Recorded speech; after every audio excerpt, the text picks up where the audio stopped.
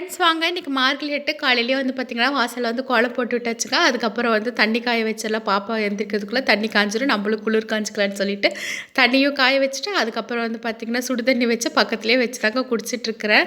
அதுக்கப்புறம் வந்து பார்த்திங்கன்னா சரி முட்டைக்காய் சாப்பாடு வந்து பாப்பாவுக்கு லஞ்ச் பாக்ஸ்க்கு வந்து ரெடி பண்ணி கொடுத்துடலாம் அப்படின்ட்டு தாங்க சிம்பிளாக வந்து செஞ்சுருக்கேன். எப்படி சொல்லிட்டு பார்க்கலாம் வாங்க.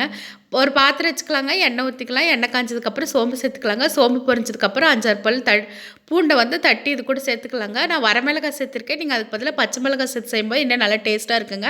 முட்டைக்கோஸை கட் பண்ண முட்டைக்கோஸை இது கூட சேர்த்துட்டு மஞ்சத்தூள், கரம் மசாலா, அதுக்கப்புறம் பெருங்காயத்தூள், இதுக்கு தேவையான அளவுக்கு உப்பு சேர்த்து அதுக்கு வதக்கி விட்டுட்டு நம்ம ஒரு தட்டு வச்சு மூடி வச்சுக்கலாங்க.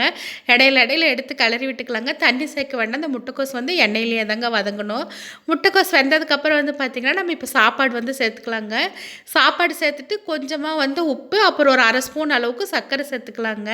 அப்புறம் சர்க்கரையை சேர்த்து நல்லா வந்து கலந்து விட்டுக்கலாங்க. இப்போ நமக்கு வந்து முட்டைக்கோஸ் சாதம் வந்து ரெடி. பாப்பா லஞ்ச் பாக்ஸுக்கு சாப்பாடு ரெடி பண்ணியாச்சுங்க.